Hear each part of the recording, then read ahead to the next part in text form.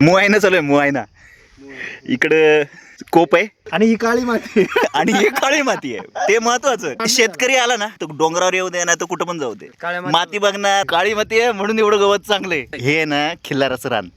आणि इथं गवत सगळ्यात जास्त म्हणजे पूर्वीपासून माझी आई पण सांगते की वरती डोंगरावरती ना सपाट जागा आहे. ती आता कळाली इथं किती सपाट जागा आहे. कुंभेफळगाव. आणि इथंच खाली ती अहिल्याबाई होळकरांनी बांधलेली बारव आहे. या बाजूला चौरा. हा मागे जो दिसतोय तो चौरा, चौऱ्याचा डोंगर. त्याला 4 बाजू आहेत ना म्हणून तो चौरा. आणि त्याच्या मागे जे 7 डोंगर आहेत छोटे छोटे छोटे. फक्त विचारलं येतंय का जाता तिथं, तर आम्ही लगेच तयार पण झालो. चौऱ्यावर डायरेक्ट. आणि वरती आहे तो चौरा. त्याला चौरा म्हणतात कारण की त्याच्या अशा 4 धारा 4 बाजूला आहेत. पूर्वापारपासून त्याला चौरा म्हणतात. आणि त्याच्या 6 बहिणी म्हणजे मागे डोंगर आहे ना ती 6 अशा धारा आहेत. म्हणजे हा चौरा भाऊ 7 बहिणी आहेत का? 7 बहिणी आहेत. दुसऱ्या दिवशी सकाळीच अख्खी गँग आबा कोटकरच्या घरातून निघालो चौऱ्यावर. पण नुसतं चौऱ्यावर नाही तर आपल्या भाषेत रेंज ट्रेक ठरला. कुंभेफळहून चौऱ्याचा माथा गाठायचा. मग संपूर्ण कोथळ्याचं पठार हेपलून चांभारदरा रांजोतीच्या वाटेनं पिंपळगाव कोंजिऱ्याचा महादेव करून पिंपळगावला खाली उतरायचं. जमते का? शिखर शिंगणापूरचा ना. मला वाटलं आताच कुंभेफळचा मुंगी घाट आहे. चढवलं आज. मला वाटलं नाही चढणार. हळूचे रे आबाच्या मागे दिक. आज आम्हाला रस्ता दाखवायला दस्तूर खुद्द आबा कोटकर आमच्या सोबत निघालेला. चला चढले. 1 नंबर जागा आहे. तरी मध्ये सापडले. तिकडं ते खड्डे त्याची वेगळी व्याख्या होती. ते तिकडं कुंभेफळ गाव. हा निळवंडा धरणाचा कॅनॉल गेलाय. आणि त्याच्या बरोबर वरच्या बाजूला हे फोपसंडीत आबाचं घर आहे. साऱ्या बाजूने मग मध्ये फोपसंडीच आहे. कुंभेफळची फोपसंडी. हा 8 वाजले सकाळचे. त्याच्या घरावर अजून सूर्य आला नाही. अजून वर आला ना सूर्य मग कुठं जाऊन तिथं त्याच्याकडे सकाळ होणार म्हणून लवकर उठतो त्याच्या मानाने. स्थानिक लोक त्यांच्या आयुष्यात पहिल्यांदा इथं दर्शनाला आले. जन्म झाला जंगल भैरवा बघायला गेलं तर इथे ना यायला रस्ताच नाही. म्हणजे पाय वाटत नाही. म्हणजे कुठून चढायचं ते आपण शोधायचं आणि वर चढायचं. सगळीकडे गवत माजले आणि वर झाडं नाही काय नाही. आणि वरती आहे तो चौरा. त्याला चौरा म्हणतात कारण की त्याच्या अशा 4 धारा 4 बाजूला आहेत. त्याला चौरा म्हणतात. आणि त्याच्या 6 बहिणी म्हणजे मागे डोंगर आहे ना ती 6 अशा धारा आहेत. आम्ही काल तिकडे खिल्लारात गेलो होतो तेव्हा तिथून 6 दिसत होत्या बरोबर. 7 बहिणी आहेत का? 7 बहिणी आहेत. आता ती 7वी आम्हाला भेटली नाही. ती शोधायला लागेल. फार गाचपानाच नाही. हा निघा. तसे आदिवासीचे आपण आदिवासी. अरे पोरं बिचाकतात अजून पण. कुंभेफळ माझं मामाचं गाव. इथला भूगोल लहानपणापासूनच परिचित. पण त्या भूगोलाला आकार देणारा हा चौरा तेव्हापासून खुणावतोय. त्याच्या उंच शिखरावर जायचं स्वप्न योग मात्र कधीच आला नव्हता.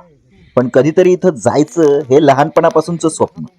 आणि आज अचानक योग ठरला. चौऱ्यावर कुंभेफळचा डोंगर. अंगावर येणारा चढ चढून आम्ही चौऱ्याच्या माथ्यावर पोहोचलो. इथून दिसणारा नजारा तर अप्रतिम होता. या डोंगर रांगा सह्याद्रीच्या मुख्य डोंगर रांगेपासून थोड्या वेगळ्या निघालेल्या, पण हरिश्चंद्र बालाघाट डोंगर रांगेचाच भाग. पलीकडे बाळेश्वर डोंगर आणि अलीकडे चौऱ्याची एक स्वतंत्र रांग. त्यामधून प्रवरा धावते पिढ्यानपिढ्या. म्हणून इथली माती सुपीक. सगळे पहिल्यांदाच चौऱ्याच्या माथ्यावर आलेले. चेहऱ्यावर आनंद मावत नव्हता. इथल्या प्राचीन वाटेच्या खुणा हा चौरा आपल्या पायथ्याशी एका पाण्याच्या टाक्याच्या एका घडीव बारवेच्या रूपात सांभाळून आहे. खिल्लार आणि चौऱ्याच्या मधल्या खिंडीतून पूर्वीचा दळणवळणाचा मार्ग जात असे. पलीकडे वडगाव तर अलीकडे कुंभेफळ. ते अकोला तो टेक आणि ह्या बाजूला ते खिल्लार. हा संपूर्ण कॅनल गेलाय. आबाचं घर इथं. ते तो कुठला महादेव पिंपळगाव कोंचिरा महादेवाचं मंदिर. आणि इथून आलं इकडं वडगाव लांडगा पिंपळगाव गणूर सगळा अख्खा इकडं. ही आमची तोलार खिंड नंदन खिंड. रात्री तिथं खिल्लारात जाऊन बसलो होतो. आणि आज चौऱ्यावर उतरतोय खाली. चौऱ्यावरनं ही खिंड आणि त्याच्या कोथळ्यावर चाललोय आणि त्याच्यावरनं मग महादेवाला जायचंय. कोथळ्याच्या मागं जे दिसतोय ना वरी टोक, तिथं तो महादेवाचा सुळका. खाली उतरायचंय आणि पुन्हा वर चढायचंय. अरे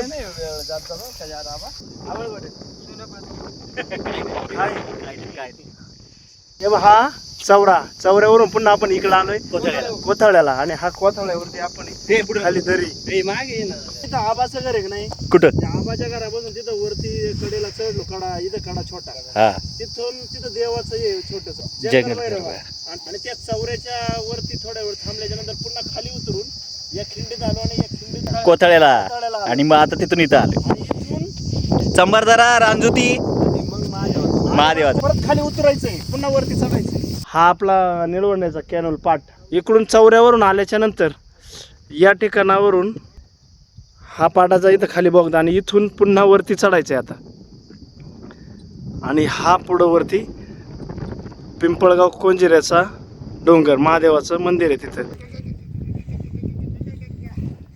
आलं आलं. गेले पायाला गोळे आले, एवढं फास्ट. ये हळूहळू ये.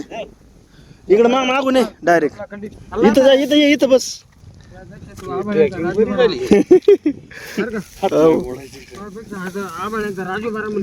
कायम ट्रेकिंग करायची सवय आबाळ्यांच्या राजूला.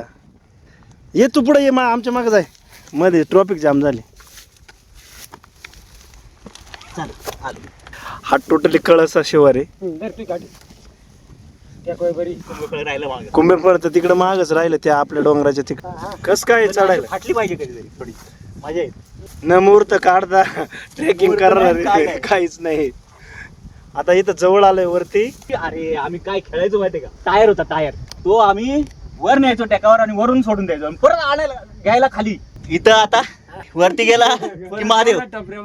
आणि आलोय कुठून ते बघायचं. नाही खाली नाही चौरा दिसतच नाही पार.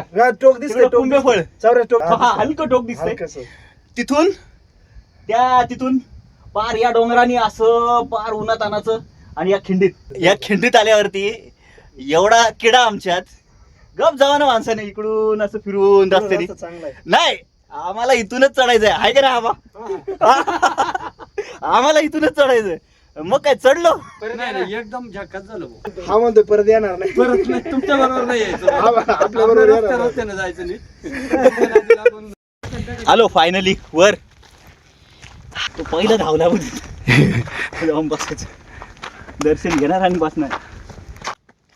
आणि हे माग कनकेश्वर महादेव मंदिर, पिंपळगाव कोंजिरे. सकाळी निघालेलो पार आणि आता 12 वाजले. 12:30 वाजले. 12:30 वाजलेत.